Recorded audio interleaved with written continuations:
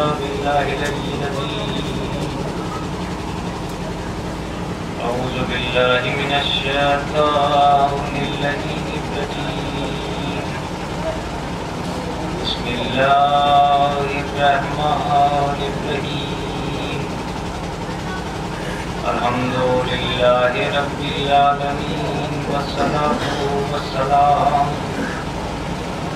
على أشرف الأنبياء والمرسلين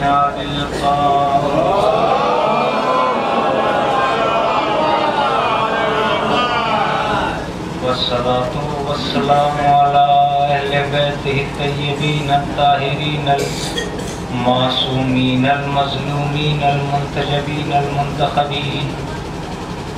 أما بعد فقد قال الله تعالى وتبارك في كتابه المحكم وخطابه المتقن وقوله أحسن. بسم الله الرحمن الرحيم. وجعلناهم أئمة يهدون بأمرنا لما صبروا وأوحينا إليهم فعل الخيرات وإقام الصلاة وإيتاء الزكاة وكانوا لنا عابدين. صلوات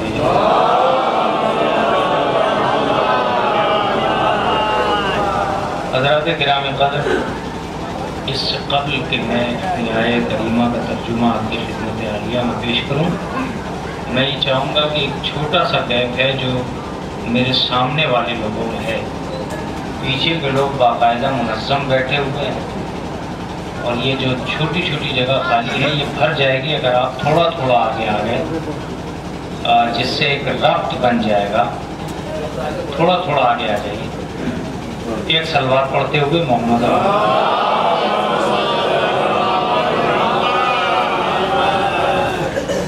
حضور والا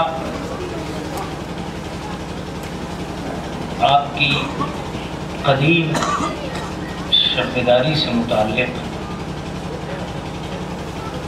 اس مرتبہ کی گفتگو کو، چونکہ گزشتہ برس ایسا ہوا تھا کہ میں صرف تمہید میں رہ گیا تھا اور باقاعدہ کسی منظم بیان کو آپ کی خدمت عالیہ میں عرض نہیں کر سکا.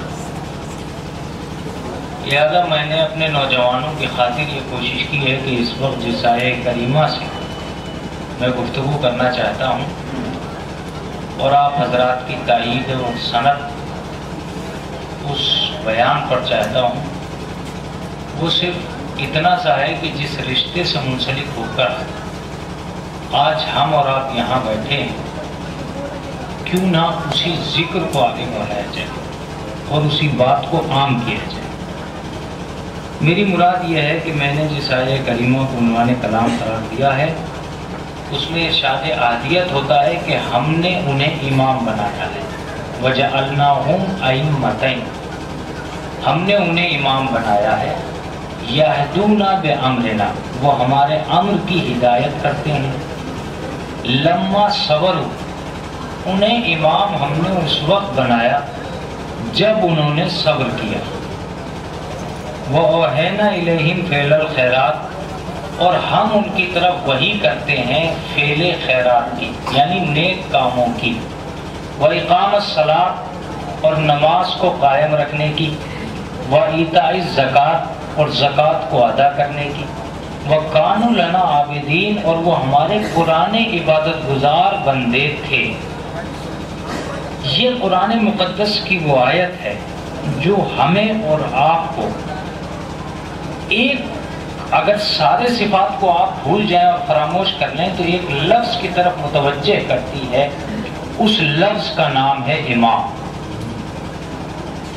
میں یہ سمجھتا ہوں کہ عقیدے کی دنیا میں اگر ایک انسان نے اصول دین میں اپنی آنکھیں کھولی ہیں اور ذہن و ادراک کے خیمے میں کہیں مذہب و شریعت کی کوئی قیمت موجود ہے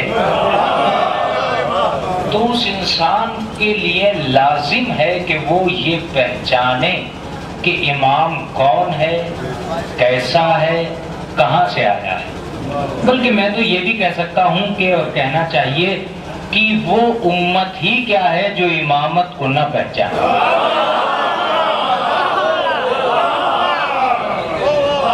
اصل میں امامت تو ایک عنوان ہے جو امت کے لیے قائم ہوا ہے۔ اب یہ الگ سے سوچ پیدا کرنا کہ امامت کہاں ہے، تو یہ تو ایک غلط بات ہے، اس لیے کہ یہ ڈھونڈو کہ امت کہاں ہے۔ اس لیے کہ امامت کو پیدا ہی امت کے لیے کیا گیا ہے، تو جب تک امت ہے جب تک امامت کا رہنا ضروری ہے۔ امت کا ہونا بتاتا ہے کہ کہیں نہ کہیں امامت ہے۔ اب یہ اس کی طاقت کی بات ہے کہ وہ کہیں بھی ہو امت کا کام تو بہرحال کر دیتی ہے۔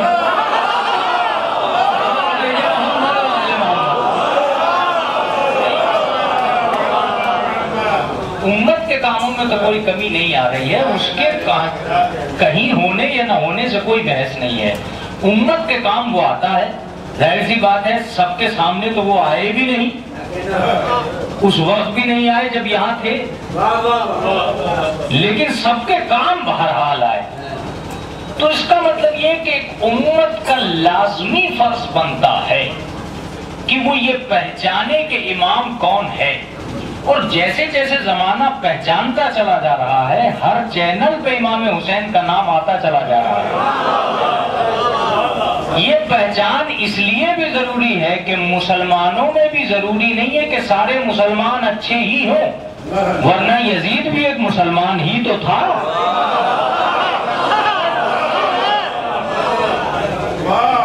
سارے مسلمان اچھے ہی ہوں یہ تو کوئی ضروری نہیں ہے۔ اگر یہ ضروری ہوتا تو ایک مسلمان کی لڑائی دوسرے مسلمان سے ہوتی ہی نہیں۔ امام حسین سے جنگ کرنے کے لیے پھر مسلمان نہیں کوئی یہودی یا عیسائی آتا، لیکن سارے مسلمان صحیح نہیں ہیں، یہ فیصلہ تو حسین کربلا میں آ کے کر گئے۔ یہ بھی بات غلط ہے کہ حسین دین بچانے کربلا میں آئے تھے، حسین دین بچانے کربلا میں نہیں آئے تھے، ظالم کو پہچنوانے کربلا میں آئے۔ ظالم کو پہچنوانے کربلا میں آئے تھے کہ یہ پہچان لو کہ کلمے کی چہار دیواری میں بھی کوئی ظالم ہو سکتا ہے۔ ایسا نہیں ہے کہ لا الہ الا اللہ کے بعد سبھی مظلوم ہو جائیں گے، سب مظلوم نہیں ہوتے ہیں، کلمے کے بعد بھی ظالم ہو سکتا ہے، اور ظالم کی پہچان بنانے کے لیے تو آج کی دنیا میں جو یہ آپ شبیداری کر رہے ہیں اصل میں آپ حسین کو کوئی فائدہ نہیں پہنچا رہے ہیں، آپ تو خود اپنا علم اٹھا رہے ہیں اور اپنی پہچان بنا رہے ہیں۔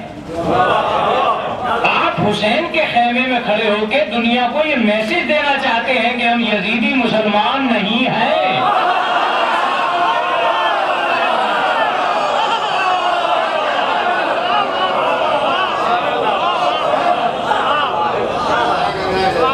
ہم یزیدی مسلمان نہیں ہیں، اور یہ دور بڑا عجیب دور ہے، اس کی آنکھیں بہت تیز ہیں، یہ انٹرنیٹ سے لے کے اور اینٹینا تک ہر شے کو دیکھ رہا ہے، اس کا اپنا میپ ہے، یہ اپنی آنکھیں رکھتا ہے، یہ جب یہ دیکھتا ہے کہ کون کیسا ہے تو میں یہ سمجھتا ہوں کہ اکثریت کے ہاتھوں میں حسین کا علم ہے،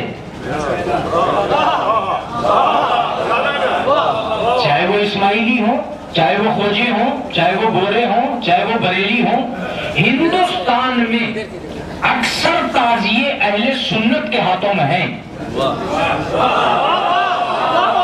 پہلے اس بات کو برداشت کر لیجئے، ایک سلوات بھیجیں محمد علیہ۔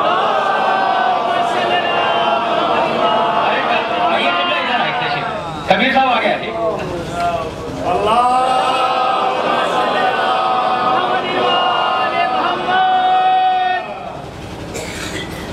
تو ایک اور سلوات پڑھ دیجیے محمد علیہ۔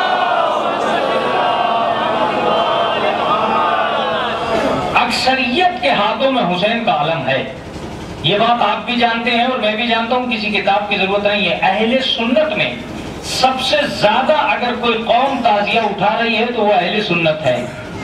میں نے اہل سنت حضرات سے پوچھا کہ آپ یہ تعزیہ کیوں اٹھا رہے ہیں؟ کہا مولانا اس دور میں تعزیہ اٹھا کر ہی ثابت کیا جا سکتا ہے کہ ہم لوگ کون سے مسلمان ہیں۔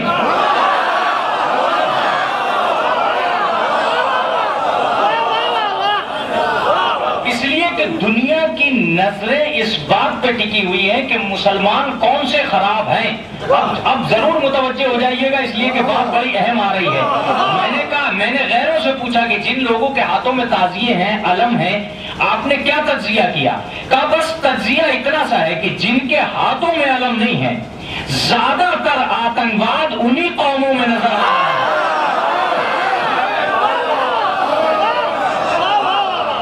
زیادہ تر آتنکواد اسی قوم میں نظر آ رہا ہے جن کے پاس حسین نہیں ہے. اس لیے کہ جہاں حسین نہیں ہوتا ہے وہیں یزید کو ابھرنے کا موقع مل جاتا ہے.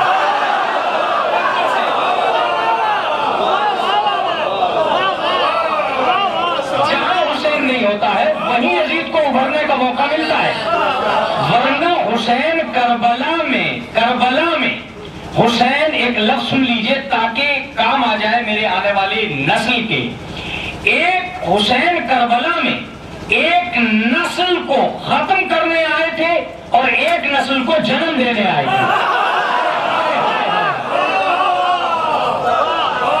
یہ بات ہے، ایک نسل تو ختم ہو رہی تھی جو حسین کے ساتھ تھی، اور ایک نسل جنم لے رہی تھی، اور حسین وراثت میں حسینیت دے رہے تھے، یزیدیت کو ختم کر رہے تھے. کربلا میں کھڑے ہو کے سورمائے اسلام فاتح خیبر کے بیٹے اور شیر فاطمہ کے پینے والے نے ایک جملہ کہا، یزید تیری ہار یہ ہے کہ میں کربلا میں آ گیا. آج کے بعد سے میرا اور تیرا مقابلہ اس توازن کے ساتھ ہوگا کہ آج کے بعد اگر تو بڑھا تو تو جیتا، میں بڑھا تو میں جیتا. اگر تیرے لشکریوں کی تعداد بڑھے تو تو جیتا، میرے عزاداروں کی تعداد بڑھے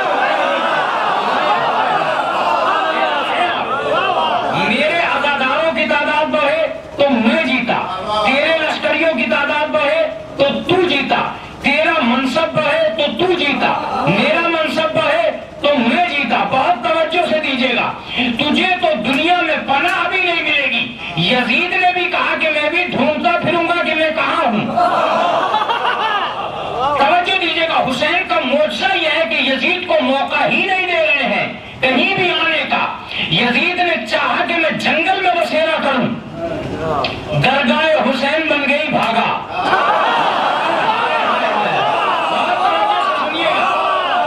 درگاہ حسین بن گئی بھاگا، جنگل سے بھاگ کے محلوں میں آیا، دیکھا امام باڑے بن گئے.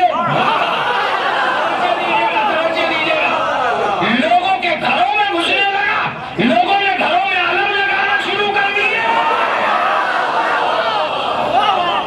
اب گھروں سے نکلتے ہوئے دلوں میں گھسنا چاہا، لوگوں نے سینوں پہ ماتم حسین کا.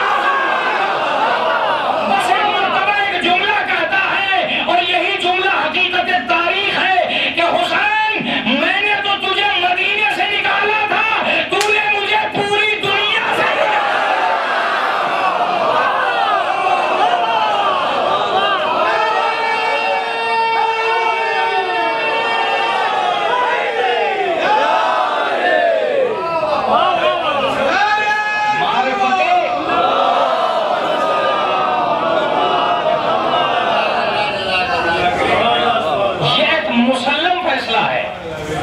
کہ یزید بیعت لینے گھر گھر جا رہا تھا. بہت متوجہ ہو گئے، اس جملے کو سن لیجئے گا. یزید بیعت لینے گھر گھر جا رہا تھا. مدینے گیا اس کا باپ، مدینے کے لوگوں سے بیعت لی، مکے کے لوگوں سے بیعت لی. حسین نے بیعت کا انکار کر کے ہر گھر میں انکار بیعت کا بیج بو دیا. اب نتیجہ یہ ہوا کہ ماؤں نے منکر بیعت پیدا کیے.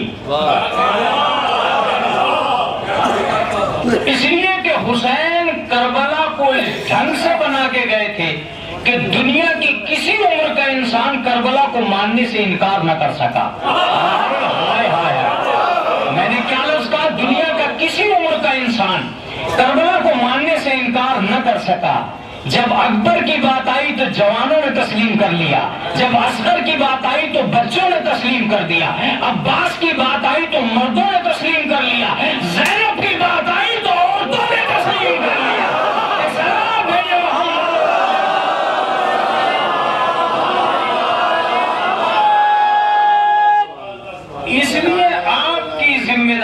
بنتی ہے، میری ذمہ داری بنتی ہے کہ ہم اور آپ اپنے خیموں سے نکل کر غیروں تک یہ میسج پہنچائیں کہ حسین کون ہیں۔ یہی میسج کی وجہ سے میں نے آج اپنی اس مجلس کا عنوان لفظ امام کا رکھا ہے۔ لفظ امام کا مطلب سیدنا امام حسین کا نعرہ اس وقت دنیا کے ہر گوشے کی طرف رواں دواں ہے۔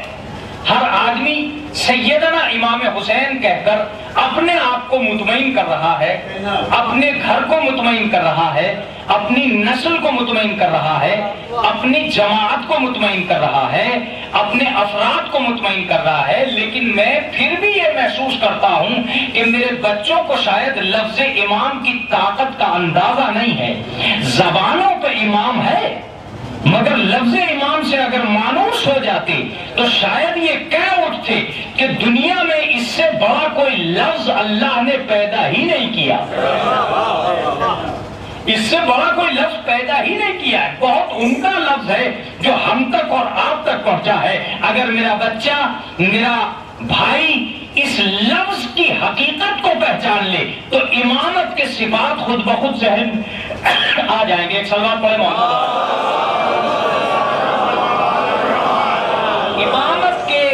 امامت کے آثار خود بخود ذہن و دل و دماغ پہ چھانے لگیں گے۔ میں شروع کر رہا ہوں اپنی آیت کے ذیل میں، وَجَعَلْنَاهُمْ أَئِمَّةً يَهْدُونَ بِأَمْرِنَا، ہم نے امام بنایا ہے۔ لفظ جعلنا کہہ کر پروردگار عالم نے یہ لفظ رکھ کے بتا دیا ہے کہ امت کا کام امام بنانا نہیں ہے،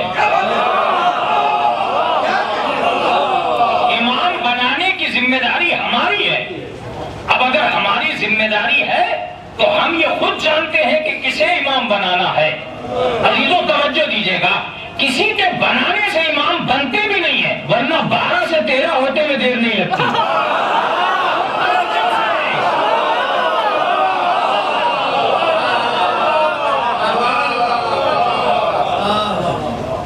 یہ بحث تو بعد میں آئے گی بھی، آ گئی وقت ہے تو انشاءاللہ عرض کر دوں گا کہ کیوں ایسا۔ لیکن لفظ جعلنا کی قید ایسا نہیں ہے کہ لفظ جعلنا غیر مانوس لفظ ہے، غیر مانوس لفظ نہیں ہے۔ اس نے پہلے دن کہا تھا انی جاعلک للناس اماما، میں تمہیں لوگوں کا امام بنا رہا ہوں۔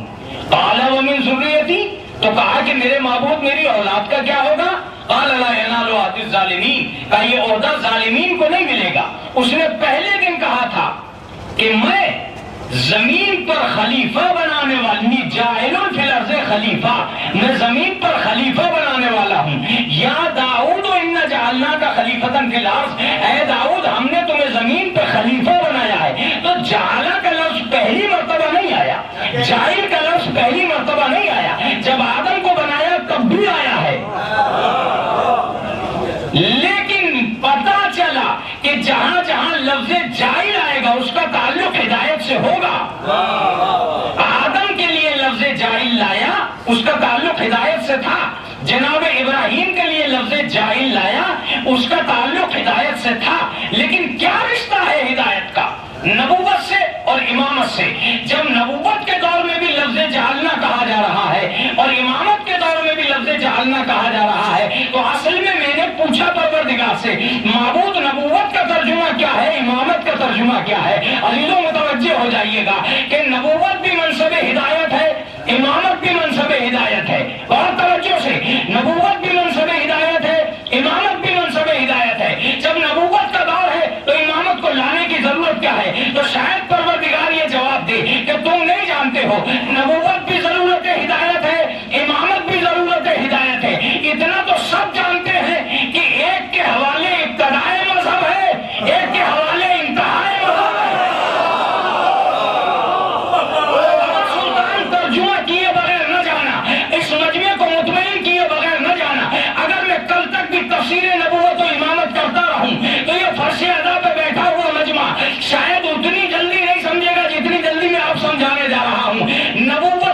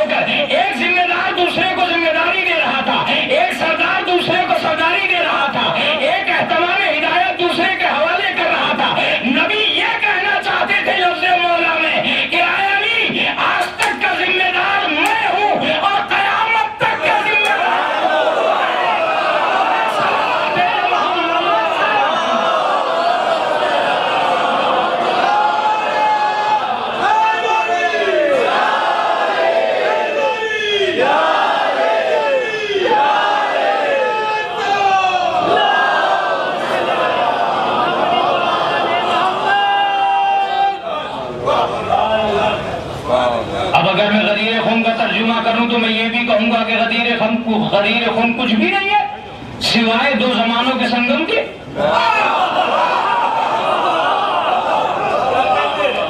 اگر میں ترجمہ کروں گا تو یہی کہوں گا کہ دو زمانوں کا سنگم تھا. قیامت کا زمانہ آدم کے زمانے سے مل رہا تھا. بھائی نبوت کا آخری فرد موجود تھا, امامت کا پہلا آدمی. اتنا شارٹ کر کے پیش کر رہا ہوں. امامت کا پہلا انسان تھا, نبوت کا آخری آدمی تھا. اب مجھ سے یہ نہ پوچھ بیٹھیے گا کہ یہ کیا ہوا امامت کا پہلا اور نبوت کا آخری.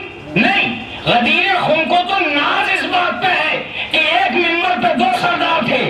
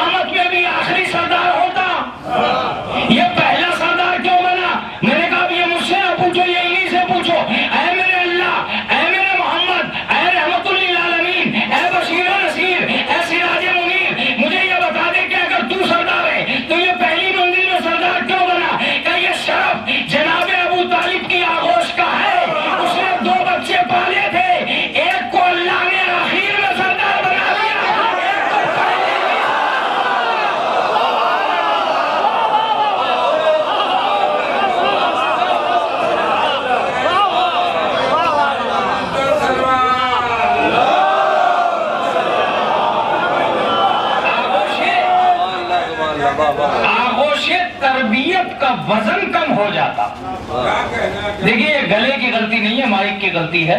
سلوات بھیجے محمد علیہ. یہ بیچارہ پتہ نہیں آواز کو کہاں کہاں لے جا کے پھینکنا چاہتا ہے. تو مجھے اس میں کوئی مسئلہ نہیں ہے, میں تو اپنی روش کے حساب سے پڑھتا رہوں گا جتنی دیر آپ حضرات کی خدمت عالیہ میں رہوں. اور میں چاہتا ہوں کہ میرا بچہ مانوس ہو اس لفظ سے, اور میں لفظ امام پہ بحث کر کے نکل جاؤں گا. چونکہ اگر مانوس نہیں ہو سکے تو یہ کہنے کے لیے لفظ پیدا نہیں ہوا ہے, یہ سوچنے کے لیے لفظ پیدا نہیں ہوا ہے, یہ حقیقت عقیدہ میں اتارنے کے لیے لفظ پیدا ہوا ہے. یہ لفظ اصل میں شعور ملت جعفریہ ہے.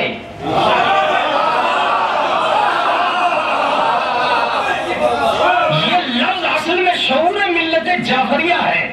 یہ لفظ اصل میں انسانیت کو اطمینان دلانے کے لیے زمین پہ اترا ہے. میں ایک لفظ کہوں گا کہ امت درمیان میں نہ ہو تو امامت کو آسمان سے آنے کی ضرورت نہ ہو. اگر امت درمیان میں نہ ہو, ایک لفظ اگر سن سکتے ہیں تو سن لیجیے, اور حقیقت تک پہنچ سکتے ہیں تو پہنچ جائیے گا, اور للہ پہنچ جائیے گا. میں یہ کہا کرتا ہوں کہ چاہے وہ پیغمبر ہو یا امام, نبی ہو یا امام, معصومین کا جو بھی قبیلہ ہے وہ یہاں عظمتیں بٹورنے نہیں آیا ہے, عظمتیں بانٹنے آیا ہے.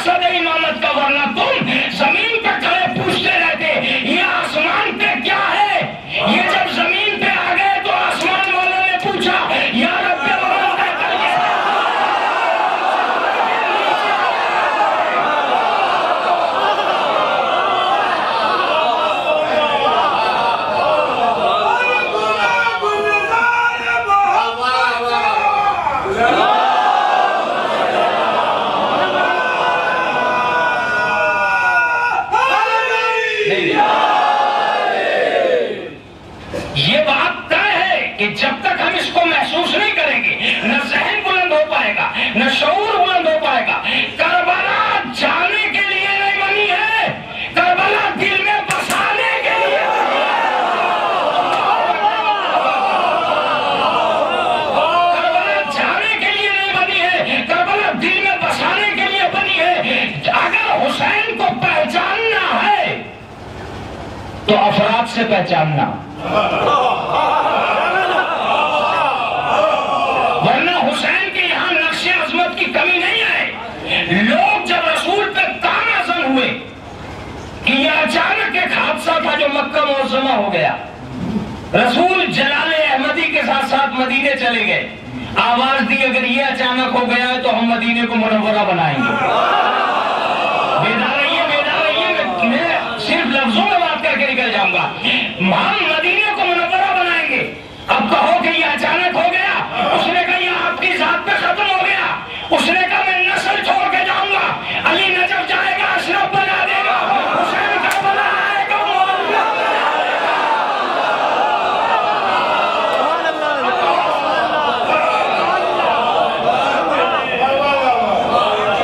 میں تو کبھی کہا کرتا ہوں کہ کمال محمدی کے سامنے تو لفظ اچانک بھی اچمبے میں آ گیا ہے.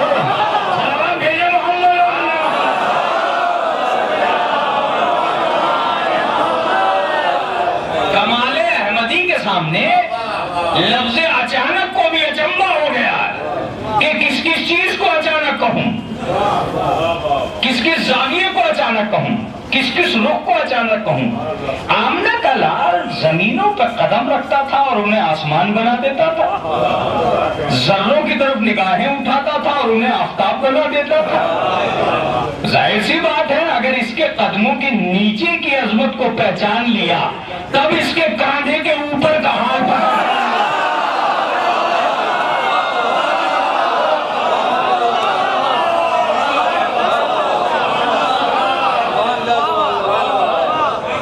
ہم دور سے چاہے کچھ بھی سوچیں کہ یہ صاحب یہ زمین پہ کیوں آئے، میں تو یہ کہتا ہوں رہنے کے لیے عرش، بسنے کے لیے عالم نور اور اتباع کے لیے ملائکہ کچھ کم تھے کیا؟ اگر رہنا ہی تھا تو وہیں پر رہتے، اگر بسنا ہی تھا تو وہیں پر بستے، اگر اقتدا ہی چاہیے تھی تو ان خاکیوں میں کیوں اتر آئے؟ آپ تو وہیں رہتے. اس کا مطلب یہ کہ ضرورت ان کی نہیں تھی کہ وہ آئیں.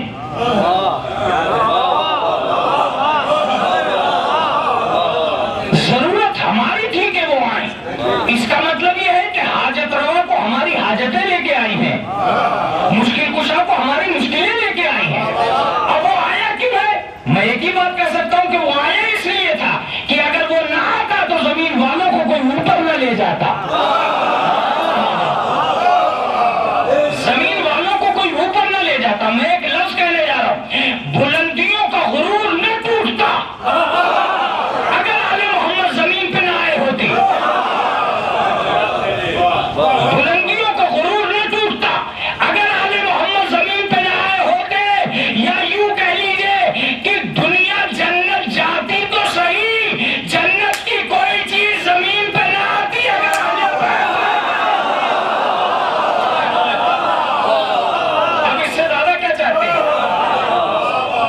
اس سے زیادہ تو کچھ بات نہیں ہو سکتی ہے. چلیے ہم اسی لفظ کی طرف کو چل رہے ہیں جو ایک بات ہوئی اور ایک عنوان قائم ہوا کہ صاحب ہم جو ہے لفظ امام سے مانوس ہوں. میں نے کہا کہ میرا بچہ اگر اس بات سے مانوس نہ ہو سکا کہ یہ لفظ امام کیوں وجود پذیر ہوا تو میں سمجھتا ہوں کہ ایک کوتاہی رہ جائے گی اس کے ذہن و دل و دماغ میں.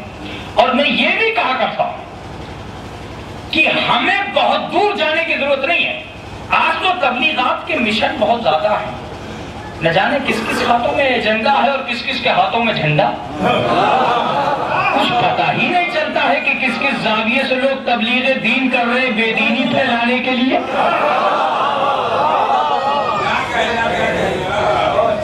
دو رکعت کا ٹھیکیدار خود کو دین کا ذمہ دار کہتا ہے، مذہب کا لنگڑا اپنے آپ کو بیوٹیفل مین کہہ کے پکارتا ہے. ہمارے نوجوان کو پتہ بھی نہیں چلتا ہے کہ کب کون کس کو کیسے دیندار کہیں. وہ تو بیچارہ روگ میں آ جاتا ہے اس تسبیح کے جو اس کے ہاتھوں میں گھوم رہی ہوتی ہے، اور یہ ایسا چکر دلاتی ہے کہ آدمی کو یہ بھی پتہ نہیں چل پاتا کہ ایک آدمی جو نماز پڑھ کے آیا ہے وہ نماز گزار ہے، دیندار تو ہو ہی نہیں سکتا. اس لیے کہ دین صرف نماز پڑھ لینے کا نام تو ہے نہیں. صرف عبادت کر کے یہ کہہ دینا کہ میں دیندار بن گیا تو آگے صداقت موجود ہے، ابھی امانت موجود ہے، ابھی طہارت موجود ہے، نہ جانے کتنی چیزیں باقی ہیں. امامت شاید اسی عنوان کو قائم کرنے آئی تھی کہ امت کو دیندار تو کبھی بھی بنایا جا سکتا ہے مگر ہوشیار بغیر امام کے نہیں بنایا. عجیب بات ہے. امامت نام تھا ایک دیندار کو ہوشیار کر دینے کا. بس جس کے پاس امام ہے اس کی ہوشیاری کا عالم یہ ہوتا ہے کہ اگر وہ یزید کی نوکری میں بھی ہوتا ہے تو خود کو حسین کے خیمے تک لے جاتا ہے.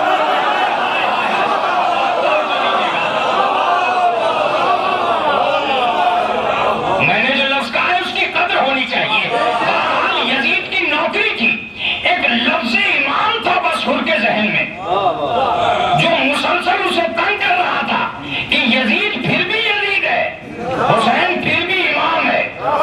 یہ لفظ امام تھا جو یزید کی نوکری سے نکال کے حسین کے خیمے میں لے آیا، اور ادھر حسین کے خیمے میں آیا اور یہ بات ثابت ہو گئی کہ جب تک امام کی طاقت ہے عوام میں روشنی پھیلنے کے امکان ہے.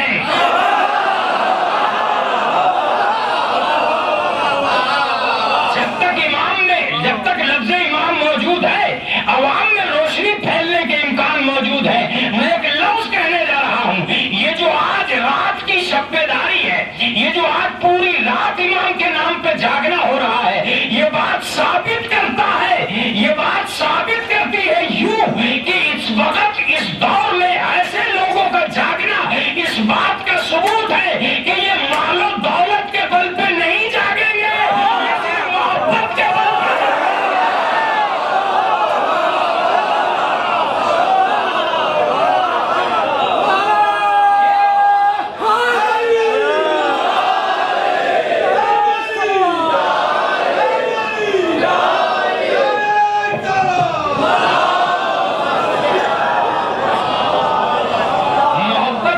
جاگنے والا مجمع، ولایت کے بل پہ جاگنے والا مجمع، ان راتوں کو خیموں سے نکال کر، گھروں سے نکال کر، سڑکوں سے نکال کر، کاروبار سے نکال کر، مشغولیت سے نکال کر، ادبیت سے نکال کر، فیملی پرابلم سے نکال کر امام حسین کی مجلس میں بیٹھے رہنا مجمع کا اس بات کا ثبوت ہے کہ امت کو صرف امامت بیدار کر سکتی ہے، نہ تو دولت بیدار کرتی ہے، نہ سرور بیدار کرتی ہے، نہ لشکر بیدار کرتا ہے.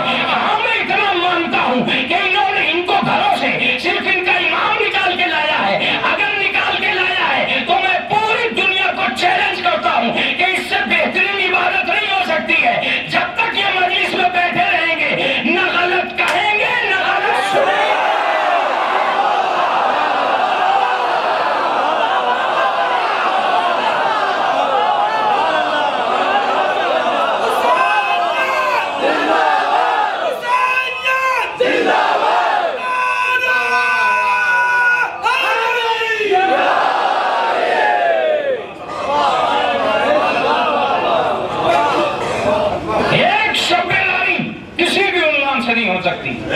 کسی بھی عنوان سے نہیں ہو سکتی.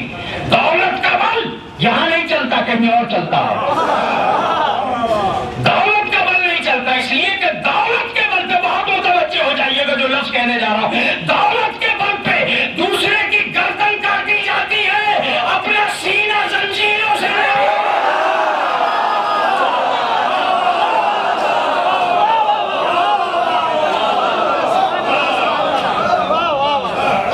مطلب یہ ہے کہ یہ دولت کا بل نہیں ہے، یہ مودت کا بل ہے، یہ محبت کا بل ہے، یہ امامت کا بدل ہے، یہ امامت کی ولایت ہے جو آدمی اپنے سینے کو کاٹ رہا ہے.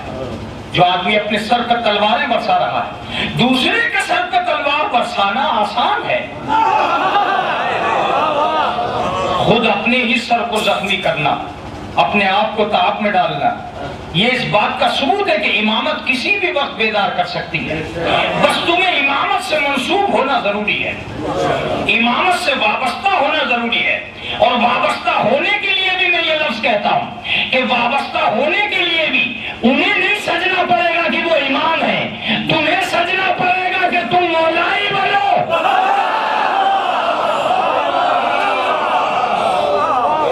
تمہارے دل میں طہارت ہو تو امام آئیں گے، تمہاری عقل میں طہارت ہو تو امام آئیں گے، تمہارے فرش میں طہارت ہو تو امام آئیں گے، تمہارے دماغ میں طہارت ہو تو امام آئیں گے، تمہارے نیت میں طہارت ہو تو امام آئیں گے۔ اس لیے کہ یہ بات طے ہے، نہ نجس امام تک آتا ہے نہ امام نجاست ہے۔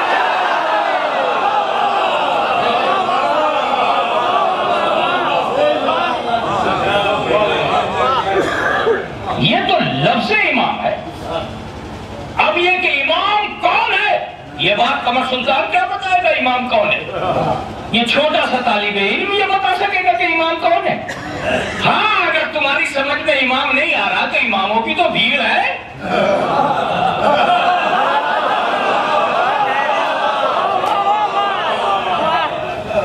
ایسا تھوڑی ہے کہ اماموں کی کمی ہے۔ ہمارے امام صاحب ہیں موزب، آپ کہہ رہے ہیں آپ کو کہہ رہے ہیں ہمارے امام صاحب، امام صاحب کا لفظ آتے ہی پتہ چل گیا کہ صاحب اور علیہ السلام اور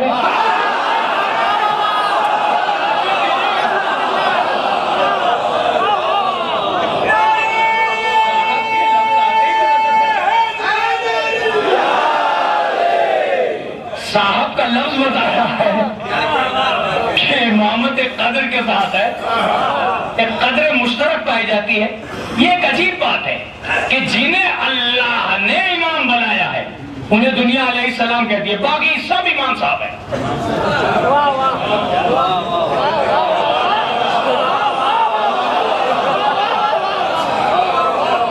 باقی سب امام صاحب ہیں۔ یہ اور بات ہے کہ یہ لفظیں دونوں بتاتی ہیں کہ صاحب اور علیہ السلام بتاتا ہے کہ کچھ ٹھیکیدار ہیں کچھ ذمہ دار۔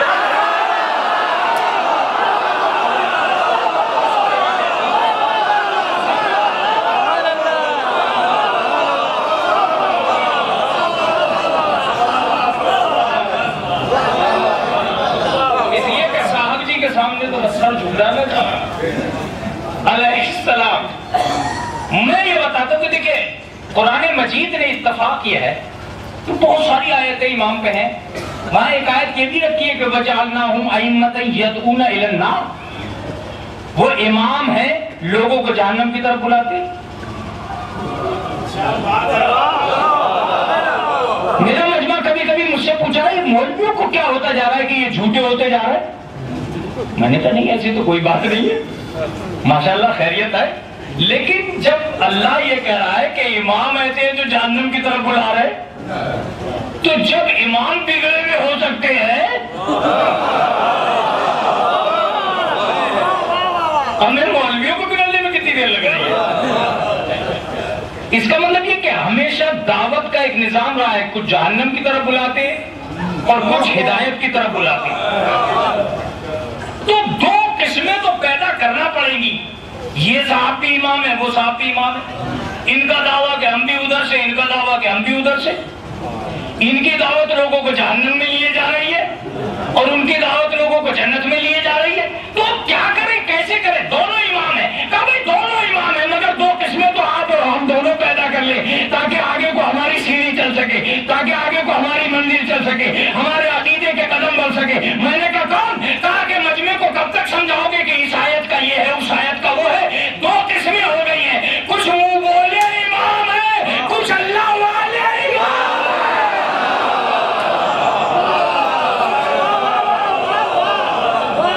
کچھ ادھر والے امام ہے کچھ ادھر والے امام ہے۔ البتہ اتنا ضرور ہے کہ قرآن میں دونوں ہیں، ایسا نہیں ہے کہ دونوں نہیں ہے، قرآن میں دونوں ہیں، یدعون الی النار بھی ہے، یہدون بامرنا بھی ہے، وہ ہمارے امر کی ہدایت کرتے ہیں یہ بھی ہے، اور یدعون الی النار وہ لوگوں کو دوزخ کی طرف بلاتے ہیں. ایسے لوگ لوگوں کو دوزخ کی طرف بلاتے ہیں. اس کا مطلب یہ کہ ہر دعوت جنت ہی کی طرف ہو یہ نہیں ہے. یہ جو دعوت تبلیغ چل رہی ہے اس میں بھی ایک گھوٹالہ ہے. دعوت تبلیغ جو چل رہی ہے اس میں بھی ایک گھوٹالہ ہے. دعوت تبلیغ تک تو ٹھیک ہے لیکن بہت سی دعوتیں ایسی ہیں کہ جو لوگوں کو جہنم کی طرف لے جاتی ہیں اور بہت سی دعوتیں ایسی ہیں لوگوں کو جنت کی طرف لے جاتی ہیں. پیمانہ کس کے ہاتھ میں ہے؟ پیمانہ آپ کے ہاتھ میں ہے. سنیے گا اور غور سے سنیے گا. یہ دونوں تو منوانے ہی کو تلے کہ ہمیں مانو ہمیں مانو. یزید کہہ رہا تھا مجھے مانو, حسین کہہ رہے تھے مجھے مانو. اس کا مطلب یہ کہ ہمیشہ اور ہر دور میں ایک ہی چیز نے کام کیا کہ معرفت کس کو ہے.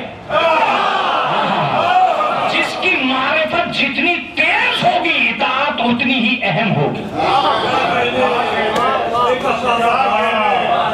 ان کو الزام نہیں دے سکتے وہ ایسے ہیں اور وہ ایسے ہیں. آپ بتائیے آپ کیسے.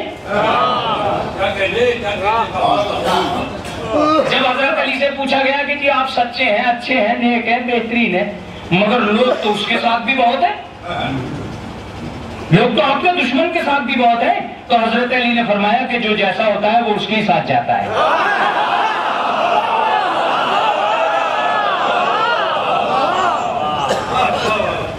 تو ایسا تھوڑا ہی ہے کہ صرف سچائی اپنی طرف کو کھینچتی ہے, جھوٹ بھی تو کھینچتا ہے. جھوٹے جھوٹے کی طرف جائیں گے, سچے سچے کی طرف جائیں گے. ایک سلام پڑھ دیجیے محمد علیہ.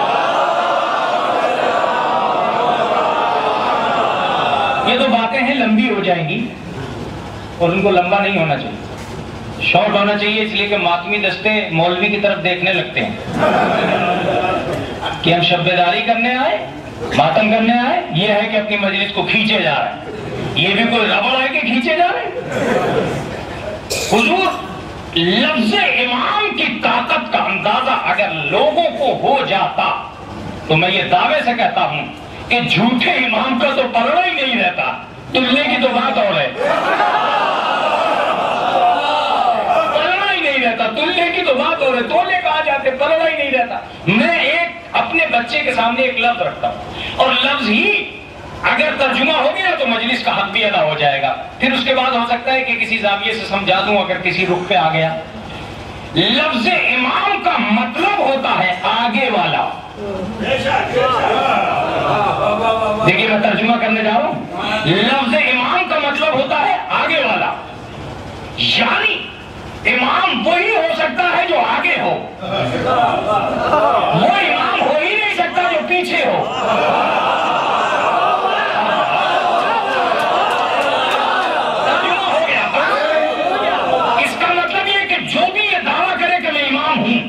تو یہ ضرور دیکھ لینا کہ وہ آگے ہے کہ پیچھے. اب جس چیز کے لیے وہ یہ دعوے دار ہے کہ بھائی میں امام ہوں, تو اس نے کہا کہ میں امام ہوں جماعت کا, تو یہ دیکھنا کہ جماعت سے آگے کھڑا ہے یا نہیں. اگر جماعت سے پیچھے کھڑا ہے تو امام نہیں ہو سکتا, اگر جماعت کے آگے کھڑا ہے تو یقیناً امام ہے. اس کا صریحی مطلب یہ ہوا کہ جتنا بڑا دعویٰ ہے اتنی بڑی بڑائی ہونی چاہیے. جس چیز سے آگے ہوگا اسی کا امام ہوگا. میں کہتا ہوں شوق سے دعویٰ کرو کہ ہم اس کے امام ہیں اس کے امام ہیں, مگر جس کے بھی امام بننا آگے رہنا. اگر کسی بھی میدان میں پیچھے چلے گئے,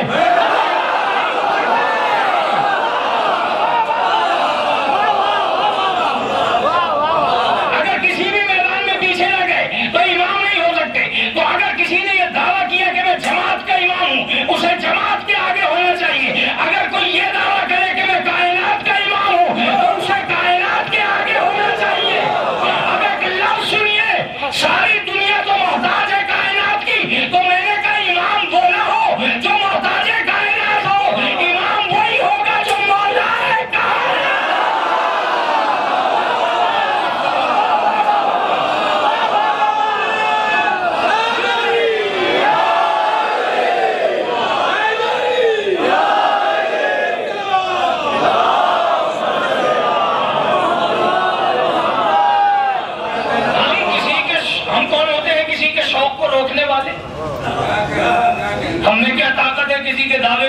کرنے والے، آپ کے خواہشات ہیں، آپ اعلان کیجئے کہ میں امام ہوں، لیکن آپ کو یہ ثابت کرنا پڑے گا کہ آپ جس کے امام بننے جا رہے ہیں اس سے آگے ہیں۔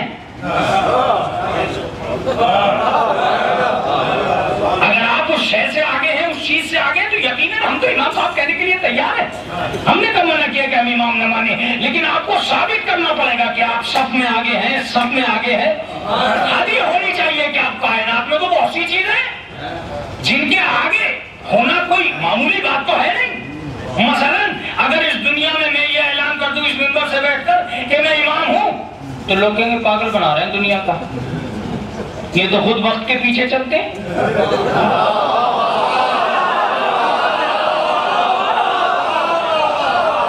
کائنات کا کوئی آدمی ایسا نہیں ہے جو وقت سے آگے چلتا ہو، سب وقت کے پیچھے چلتے ہیں۔ 10 سال کا، یہ 20 سال کا، یہ 25 سال کا، اس کا مطلب یہ کہ 26واں آگے ہے، 27واں سال آگے ہے، تو زمانہ سب سے آگے ہے۔ سب تو زمانے کے پیچھے چل رہے ہیں، سب تو وقت ہی کے پیچھے چل رہے ہیں۔ میں نے وقت سے پوچھا کہ یار سب کو تو ہی پیچھے چلاتا ہے؟ کہاں بالکل سب کو میں ہی پیچھے چلاتا ہوں۔ اوہ، اس کا مطلب یہ کہ تو ہی سب کا امام ہے؟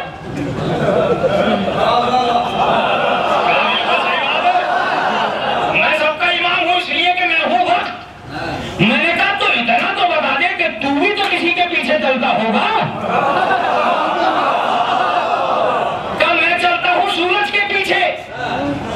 میں نے کہا اس کا مطلب یہ کہ سب کا امام ہے وقت اور وقت کا امام ہے سورج۔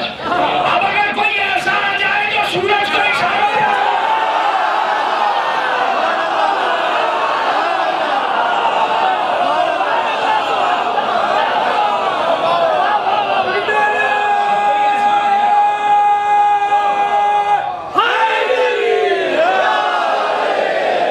اگر کوئی ایسا انسان پیدا ہو جائے جو سورج کو اشارہ کو چلا دے، تو اس کا مطلب یہ کہ اسی کو امام ہونا چاہیے۔ لیکن یہاں میں کہہ تو سکتا تھا مگر کہنا نہیں چاہ رہا ہوں کہ یہ جو کمالات دکھلائے جا رہے تھے، سورج پلٹا دیا، تارے کو دروازے کو اتار لیا، یہ کمالات کا تعلق یہ نہیں تھا کہ تم ہمیں مانو۔ ان کمالات کا تعلق یہ تھا کہ یہ عوام ہے، ہم امام۔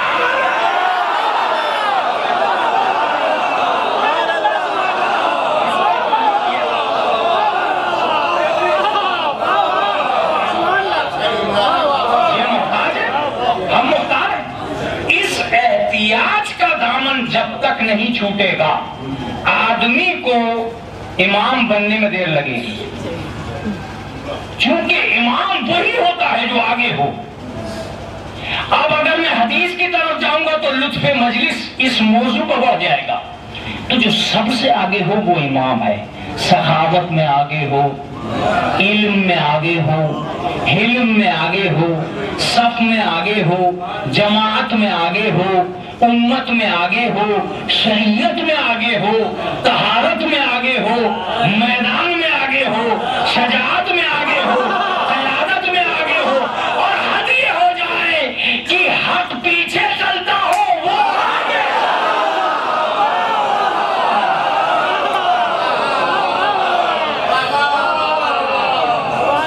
میں نے کہا کہ آپ مومن ہیں؟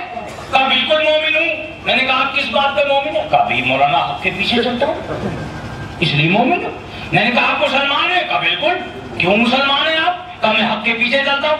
آپ کلمہ گو ہیں؟ کہا بالکل، اس لیے کہ میں حق کے پیچھے چلتا ہوں۔ میں نے کہا اس کا مطلب یہ کہ پوری امت کی مجبوری ہے کہ وہ حق کے پیچھے چلے۔ اور رسول اللہ فرما کے گئے ہیں اللہم ادل حق ہے سمادار، اللہ حق کو ادھر ادھر پھیرنا جدھر جدھر علی ہوا ہے۔ اس کا مطلب یہ ہے کہ جو حق کے پیچھے چلے وہ امام ہے، اور جو حق کو پیچھے چلا، جو حق کے پیچھے چلے وہ عوام ہے، اور جو حق کو اپنے پیچھے چلا دے وہ امام ہے۔ لہذا کائنات کا کوئی گوشہ ایسا نہیں ہے جو امام کی دسترس سے بچا ہوا ہو، جو امام کے اختیار سے بچا ہوا ہو۔ عزیزوں میں لفظ کہنے جا رہا ہوں، شاید یہی وجہ ہے کہ انہیں پروردگار نے مختار بنا کر بھیجا ہے، محتاج بنا کر نہیں بھیجا، محتاج بنا کر نہیں بھیجا۔ انہیں مختار بنا کر بھیجا ہے۔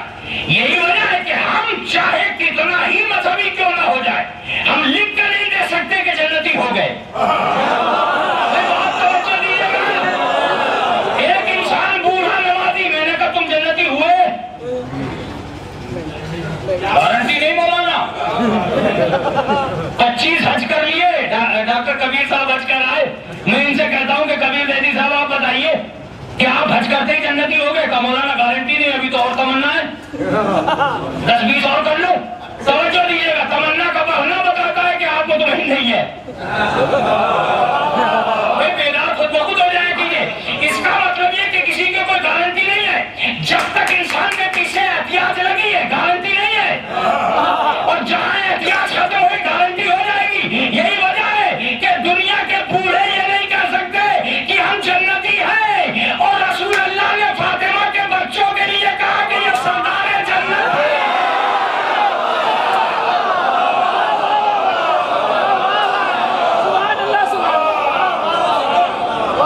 اس لیے کہ اختیار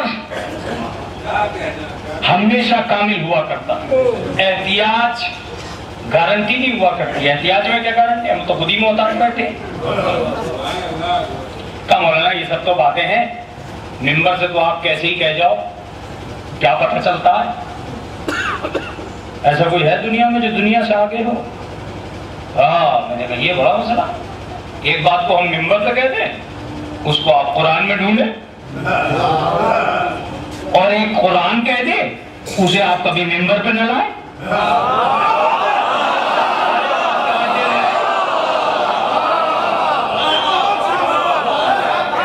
ایک بات ہم نے ممبر سے کہی، آپ نے کہا قرآن سے ثابت کیجئے۔ ایک بات قرآن نے کہہ دی، آپ نے اسے ممبر سے بیان نہیں کی۔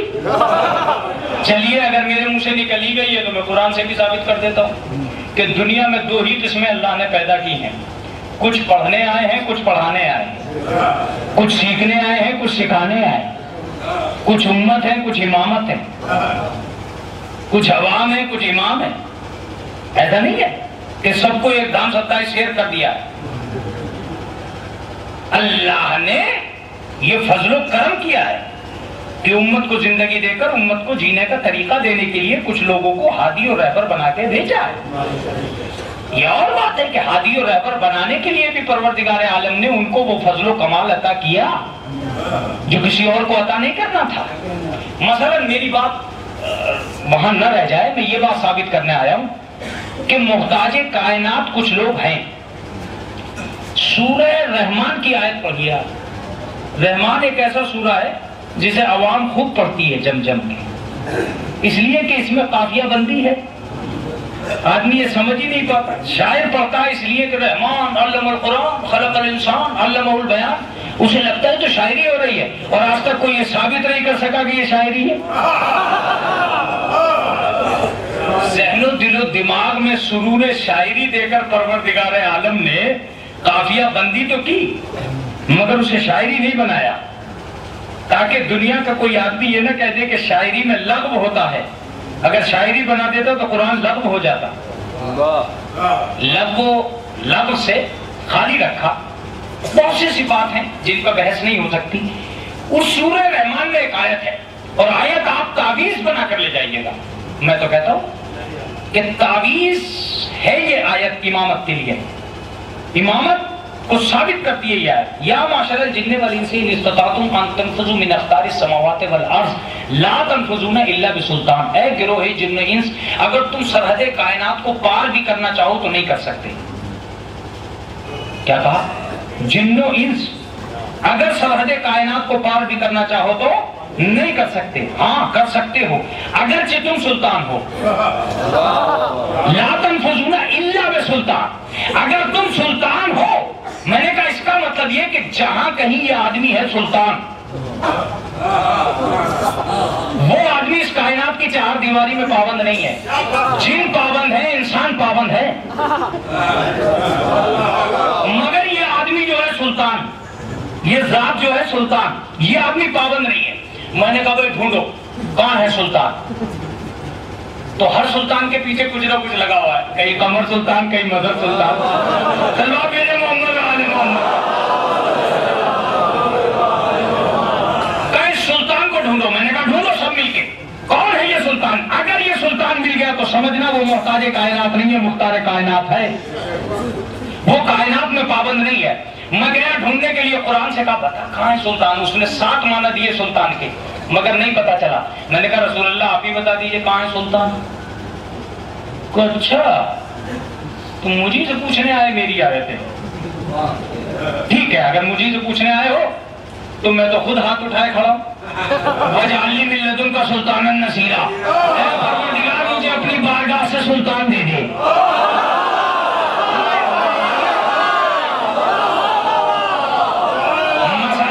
مسئلہ شاید حل تک آیا, سب کے ہاتھ اٹھ گئے.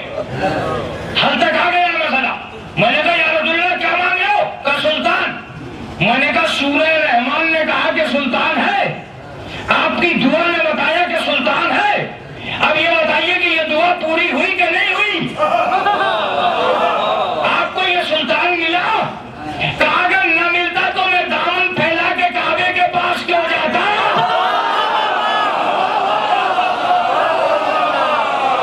میں نے اللہ سے کہا اے اللہ تو نے سارے فضائل تو محمد کو گھر بیٹھے دیا ہے, یہ علی کو اپنے گھر میں بلا کے کیوں دے رہا ہے؟ کہا اگر میں نہ دیتا اپنے گھر سے تو یہ پتہ کیسے چلتا کہ محمد نے مانگا کیا ہے, میں نے دیا کیا؟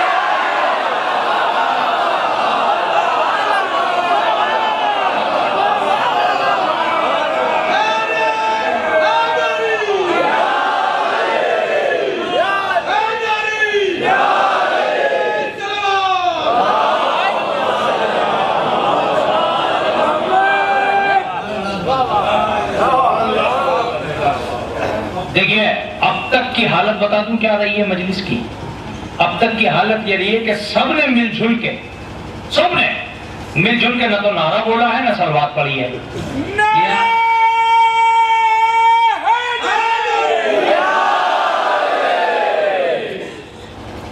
نعرے کی تیز آواز مومن کے دل کے لیے اضافہ ہے ہمت میں, اور باطل کی طاقت کے لیے کمزوری ہے اس کی عظمت میں. یہ 2 کام کرتا ہے, مومن کا قد بڑھا دیتا ہے, باطل کا قد گھٹا دیتا ہے. آپ کو تو شکر کرنا چاہیے کہ آپ کے پاس ایسی ذات ہے جس کا آپ بتائیں گے تو ہر نعرہ لگا سکیں.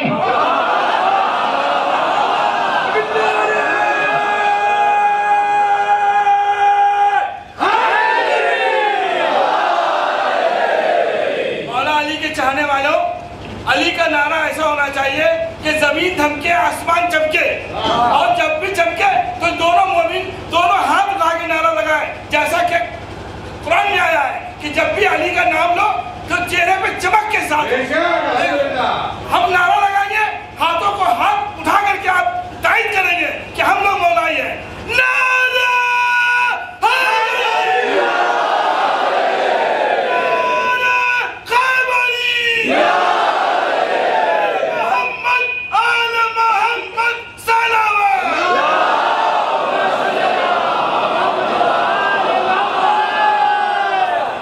خوبصورت اور بہت حسین انداز سے میں نے سنا تھا کہ 50 سال سے بھی اوپر سے یہ مجلس اپنی شان و شوکت کے ساتھ ہوتی چلی آئی ہے, لیکن آج اس مجلس نے اندازہ کرا دیا ہے کہ واقعاً یہ قدیم عزاداری ہے اور قدیم شبیداری ہے, اور اس شان و شوکت کی مجلس کو آدمی سال بھر ڈھونڈتا پھرتا ہے.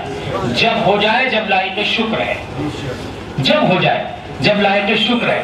میں اپنی منزل کی طرف آ رہا ہوں آہستہ آہستہ, اور آپ کو کربلا تک لے جانے میں اب دیر نہیں ہے. بس چند الفاظ اور ہیں جو یہاں میں اپنے بچے تک پہنچا دینا چاہتا ہوں کہ اس کے پاس کم سے کم نعرہ لگانے کے لیے ایک نام تو ہے. ایک نام نہیں, وہ 10 نام کا نعرہ لگائے, 12 کا نعرہ لگائے.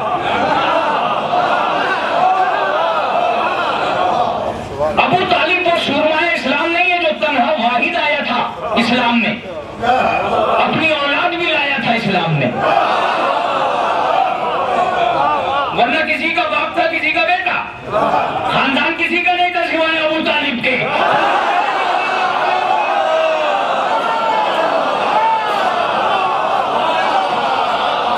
خاندان کسی کا باپ چور ہے تو وہ کیسے بابا کے لاہور چوراہے پہ کھڑا ہو کے کہتے کہ میں فلاں کا بیٹا ہوں؟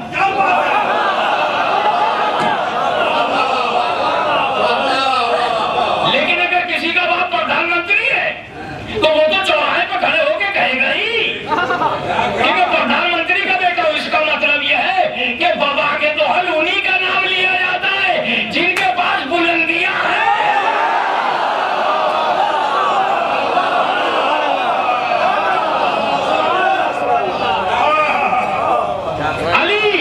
وہ مظلوم شخص ہے دنیا کا جس کے نقش عظمت مٹانے میں کوئی کمی نہیں چھوڑی ہے، مگر وہ باکمال آدمی ہے کہ اس نے یہ دعویٰ کیا کہ تم زمین کے سجدوں کو بلا سکتے ہو، آسمان کے سورج پلٹنے کو کیسے بلا؟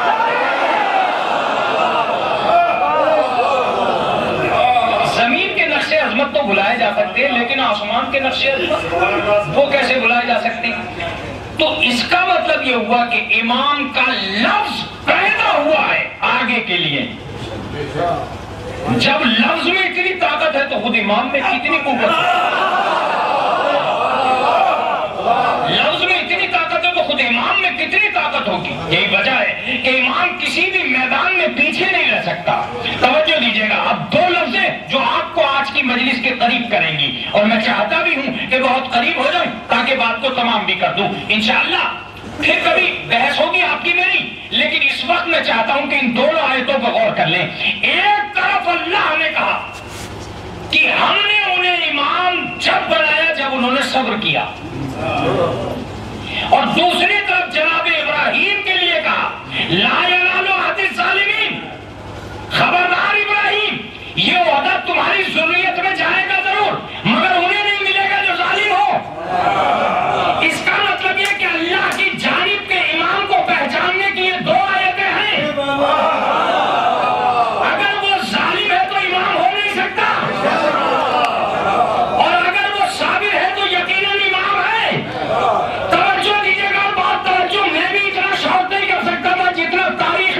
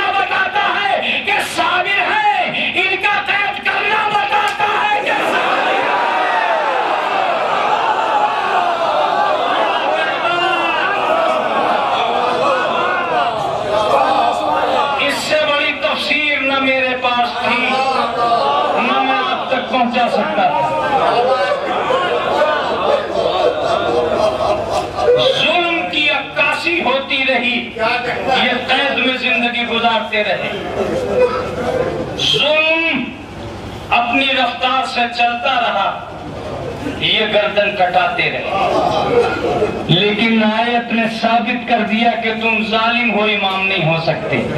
یہ صابر ہیں، انہیں امام بنائیں گے، انہیں امام بنائیں گے۔ اب چلیے تھوڑی سی باتیں وہ ہو جائیں جس کو میں زندہ ہوں، آپ زندہ۔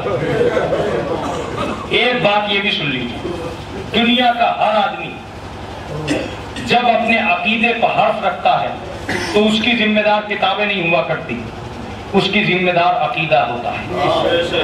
عقیدہ دل کی وہ کتاب ہے جس پر حقیقتیں اترتی ہیں۔ میں آخر کر رہا ہوں، میں بھی کر رہا ہوں کہ میں نے شیعہ بچے سے پوچھا تو کتنے اماموں کو مانتا ہے؟ اس نے کہا 12۔ ایک سال کے بعد پھر پوچھا، اس نے کہا 12۔ میں نے کہا کمی بڑھتی نہیں ہوئی؟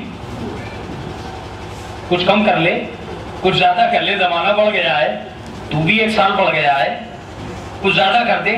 اس نے کہا مولانا نہیں، مجبوری ہے کہ جتنے رسول بتا گئے تھے اتنے ہی ہیں۔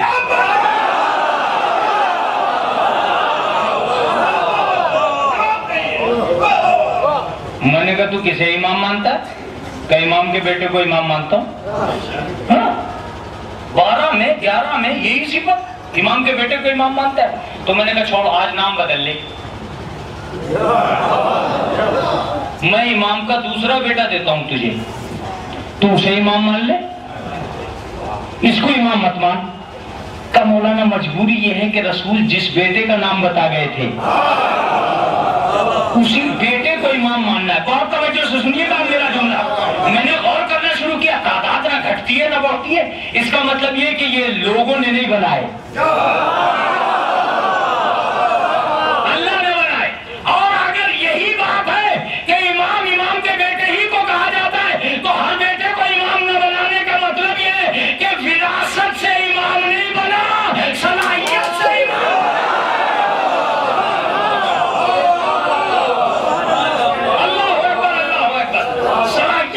بنا۔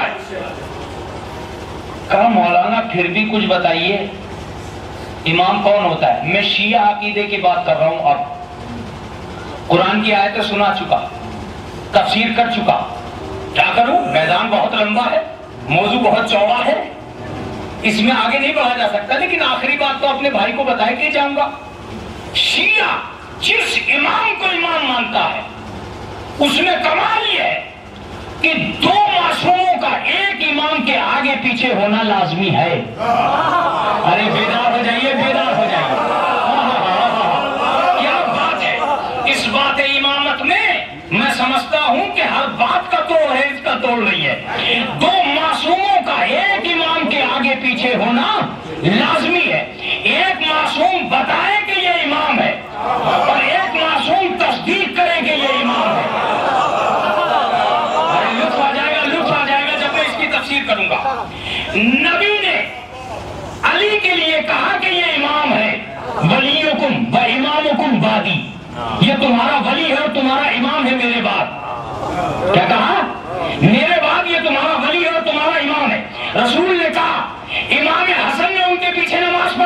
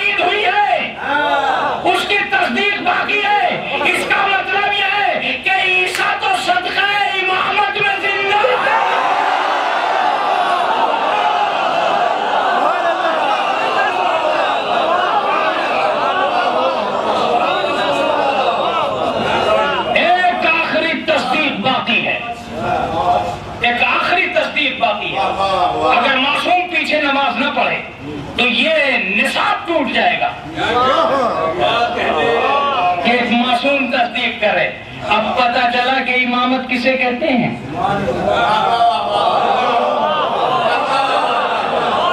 امامت وہ منصب ہے جس کی ابتدا میں بھی نبی ہے, انتہا میں بھی نبی ہے.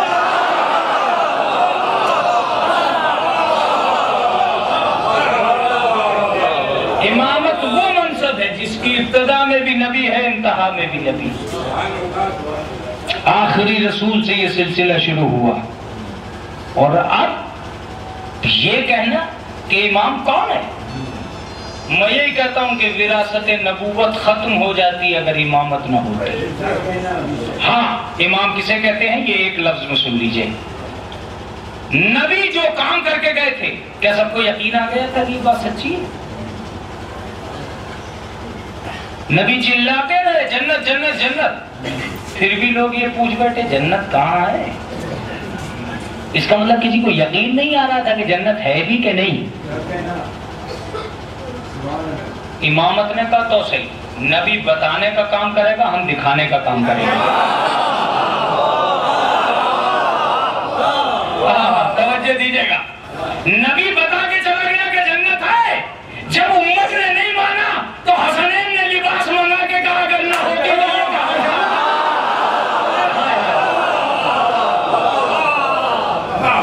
اس کا مطلب یہ ہے, بس دیکھیے مختصر کیجئے اس کو. حیدر صاحب گھٹنیوں کو بیٹھ گئے. نشید جب بدلنے لگے تو مجلس تو بہت دیر پہلے ختم ہو جانی چاہیے. سلمان بھائی محمد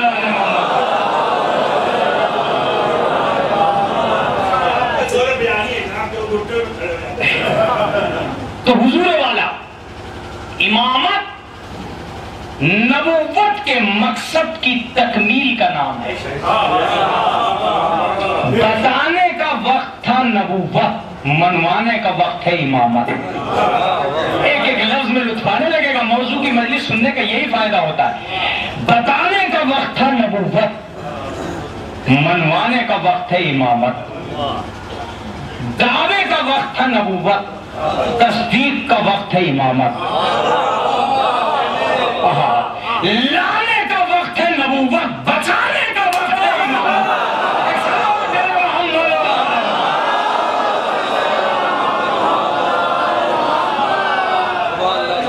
بچانے کا وقت ہے امامت.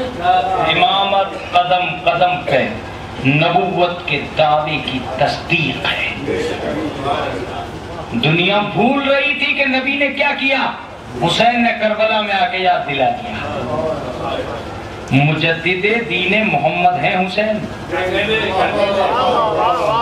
تجدید شریعت کا نام ہے حسین, تحفظ اسلام کا نام ہے حسین, بقائے کلمہ کو کہتے ہیں حسین, آبروئے حسین, آبروئے فاطمہ کا نام ہے حسین, یقین انسانیت کو کہا جاتا ہے حسین, تاجدار حقیقت کا نام ہے حسین. ایک صلوات پڑھتے ہیں محمد علیہ.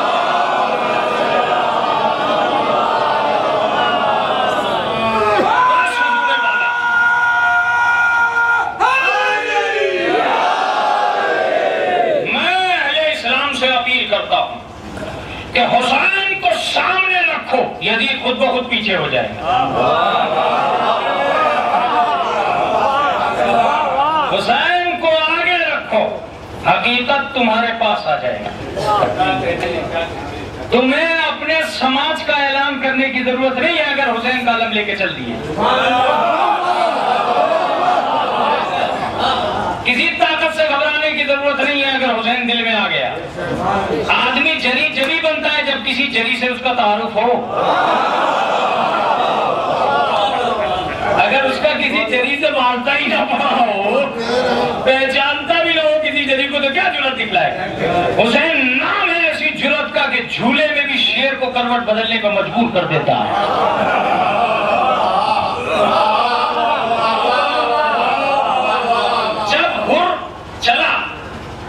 تو شیمر نے کہا کہ ہور کیا تو یہ سمجھتا ہے کہ چلا جائے گا؟ اس نے کہا کہ اب مجھے روک کون پائے گا. تو عجیب بات ہے, تو 4000 کا کمانڈر تھا, 4000 کا کمانڈر تھا. تو کل تک تو سمجھتا تھا کہ وہ اور حسین کو گھیر کے لے آؤں گا؟ آج ہم سے تو نہیں گھیر سکتا، تو حسین کو گھیر کے لا سکتا ہے، آج ہم سے تو نہیں گھیر سکتا۔ اس نے کہا کہ میں کل تک گھیر سکتا تھا جب تک یزید کا نوکر تھا، اب نہیں گھیر سکتا اس لیے کہ اب حسین کا محب ہوں۔ اس نے کہا کیوں؟ کہ تم مرنے سے ڈرتے ہو اور میں مرنے جا رہا ہوں۔ اب کیسا ڈر رہ گیا، اب کیسی گھبراہٹ رہ گئی؟ یزید 2 قدم پیچھے ہٹ گیا، یہ سن کے، اور یہ بات طے ہے کہ ہزاروں سے ہر گھیر نہ سکا، چلا آیا۔ میں ایک لفظ کہتا ہوں کہ حسین کے آتے ہی کم سے کم اتنا تو پتا چلا کہ لاکھوں پہ بھاری ہو گیا ایک خود، لاکھوں پہ جری بن گیا ایک خود، ہزاروں لوگوں سے نہ رک سکا ایک خود۔ ایک اور فائدہ حسین کا، حسین کہاں آیا ہے یہ بات حسین کے آتے ہی پہچانی جاتی ہے۔ دیکھیں کون کون حسینی بنا یہ آپ اپنے اپنے گھروں پہ جا کے پہچان لیجئے گا۔ حسین کربلا میں اترے، جیسے ہی اترے خاک شفا بن گئی۔ خاک شفا کیا مطلب؟ کہ آج کے بعد دوسروں کو فائدہ دینے والی خاک۔ اس کا مطلب یہ کہ جو بھی آدمی یہ دعویٰ کرے کہ میں حسینی ہوں، یہ دیکھنا وہ دوسروں کو فائدہ دیتا ہے یا نہیں۔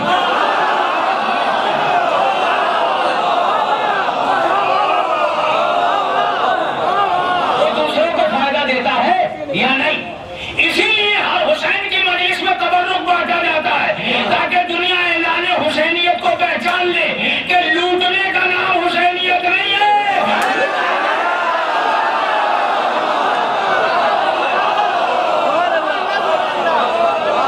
اسی لیے حسینیت زندہ باد، حسینیت زندہ باد، حسینیت مردہ باد، حسینیت مردہ باد۔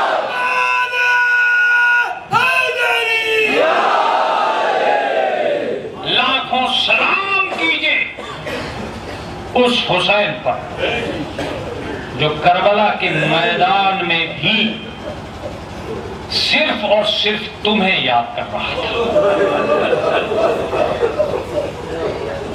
تھا۔ اے میرے اللہ، حشر میں میرے شیعوں کے گناہ معاف کر دے۔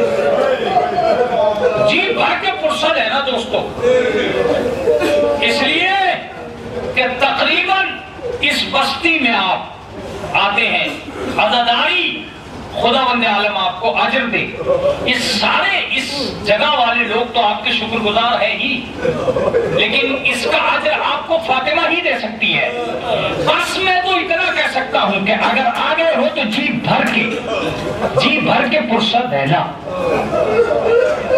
اس لیے کہ جب زندگی میں کاؤنٹ کرنے جاؤ گے تو حسین بہت کم ہے تمہاری زندگی میں۔ اس کو پھر کبھی بیان کروں گا، لیکن ایک جملہ سنو، آج کے اس مجمع کو دیکھ کے کہہ رہا ہوں میں، ایک جملہ سنو اس مجمع کو دیکھ کر، کہ روایت میں یہ ہے کہ جب جناب سکینہ سید سجاد کے ساتھ کسی مجلس میں پہنچتی ہیں تو وہ پوچھتی ہیں کہ بھیا یہ کون لوگ ہیں؟ کہا کہ یہ تیرے باپ کے عزادار ہیں۔ تو جناب سکینہ ایک جملہ کہتی ہے، کاش یہ سارے کربلا میں ہو تو میرا بابا پیاسا ذبح نہیں ہونا چاہیے۔ جتنا گریہ کر سکتے آپ جانتے ہو، میں تو یہ بات احساس دلانے کے لیے کہا کرتا ہوں کہ اب بھی فاطمہ کا غم سارے غموں سے آگے ہے۔ کیا کہا میں نے؟ فاطمہ زہرا کا غم سارے غموں سے آگے ہے، اس لیے کہ اب بھی اگر کسی کے گھر میں موت ہوتی ہے تو لوگ پرسہ دینے اس کے گھر جاتے ہیں اور فاطمہ پرسہ لینے یہاں آتی ہے۔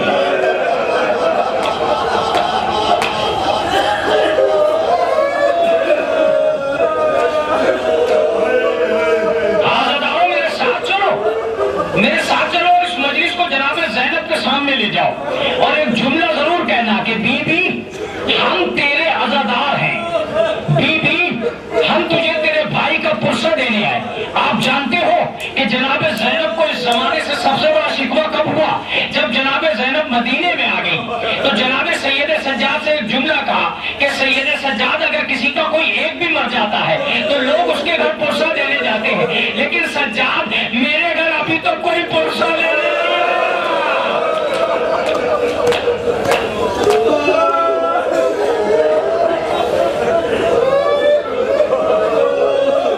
اس بات پہ رونا کہ زینب کو پرسہ دینے کے لیے نہیں گئے لوگ، سید سجاد کو پرسہ دینے نہیں گئے۔ میں نے تو روایت میں یہاں تک پڑھا ہے کہ جناب زینب مدینے کے گھر گھر میں جاتی تھی اور یہ کہا کرتی تھی لوگوں ہمیں پرسہ دو، ہمارا بھرا گھر اجڑ گیا۔ اللہ اکبر، خدا آپ کو کسی غم میں نہ رلائے سوائے غم امام حسین کے۔ اجرکم اللہ، اجرکم اللہ۔ عزیزو چلو کربلا چلو، جہاں حسین کی زبان پہ کئی مرتبہ شیعوں کا نام آیا، لیکن ایک جگہ میں نے یہ دیکھا ہے کہ جب امام حسین سے جناب علی اکبر کی میت نہیں اٹھ سکی تو کھڑے ہو کے ایک جملہ کہا کہ اے ہوا میرے شیعوں سے یہ جا کے کہہ دے کہ حسین تنہا جوان کی میت پہ کھڑا۔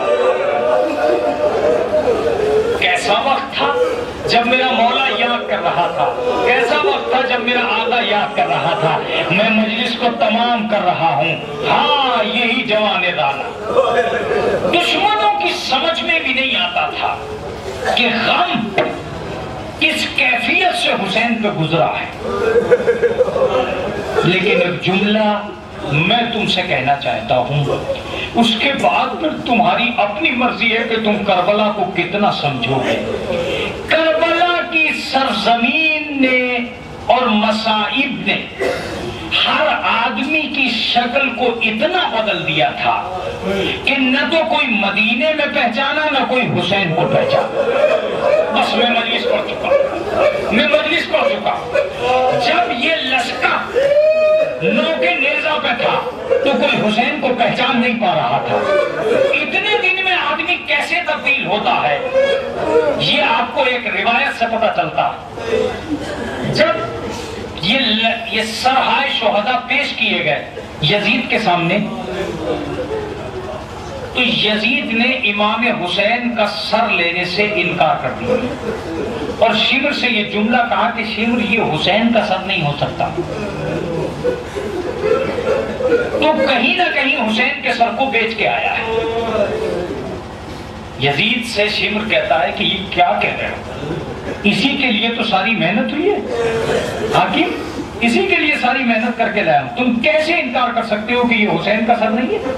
کہ نہیں مجھے نہیں لگتا ہے، میں روایت بہت جلدی ختم ہو جائے گی، مجھے نہیں لگتا ہے کہ یہ حسین کا سر ہے، اس لیے کہ جب میں نے ولید کو خط لکھا تھا اور اس نے جواب میں لکھا تھا تو اس نے یہ لکھا تھا، میں نے لکھا تھا کہ حسین کیسا دکھائی دیتا ہے، تو ولید نے یہ جملہ لکھا تھا کہ حسین کی داڑھی سیاہ ہے، چہرہ سپاٹ ہے، چہرے پہ وجاہت ہے اور حسین ایک جوان رانا دکھائی دیتا ہے، لیکن میں جو سر دیکھ رہا ہوں اس کی داڑھی سفید ہے، اس کے چہرے پر جھریاں پڑی ہوئی ہے۔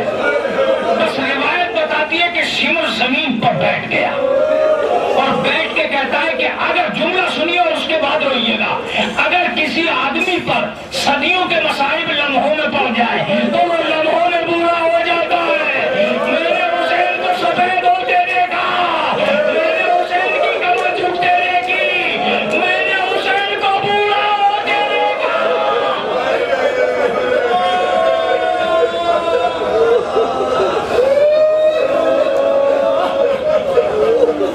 شدید پوچھتا ہے شمر مجھے بتا کہ حسین بوڑھا کیسے ہوا؟ کہ جب اپنے بھائی کی میت اٹھانے گیا تو حسین نے کمر پکڑ لی، جب اپنے لال کی میت اٹھا رہا تھا تو میں نے دیکھا کہ حسین 3 مرتبہ زمین پر بیٹھا، 3 مرتبہ زمین سے اٹھا۔ یہ وہی وقت تھا جب حسین کی داڑھی سفید ہو گئی اور حسین چاروں طرف کو دیکھتا تھا اور ایک جملہ کہتا تھا میرے لال یہ دن اندھیرا کیوں ہو گیا، یہ سورج کالا کیسے ہو گیا میرے لال۔ عزیزو اب روایت سنیے، اس کے بعد شمر کہتا ہے کہ یزید اگر تجھے یقین نہیں ہے حاکم وقت तो मैं बताता हूं कि ये हुसैन का सर है। और ये कह के एक मर्तबा औरतों में गया, जनाब सकीना को लाया, तख्त के पास खड़ा किया, तख्त की तरफ निगाह की कराई जनाब सकीना की। जनाब सकीना ने सर को गौर से देखा, कहा बता बेटे वो क्या है? कहा मेरे बाबा का सर है। तो जनाब सकीना लेने के लिए जैसे ही उस तरफ को बढ़ी, एक मर्तबा शीवर ने बाजू पकड़ लिया, नहीं सकीना आज तुम सर लेने नहीं जाओगी। कमाल ये है कि अगर ये तुम्हारे बाबा का सर है तो ये तुम्हारी आगोश में आना चाहिए। आखिरी जुमला मजलिस का, उसके बाद रोते रहना। रिवायत बताती है कि एक मर्तबा शीवर ने ये जुमला कहा कि ये सर तुम्हारी आगोश में आना चाहिए। जनाब सकीना ने सर को देखा, अपनी फूफी को देखा, फूफी ने सर हिलाया, हाँ सकीना इस मोहब्बत के इम्तिहान को कामिल कर दे। तो जनाब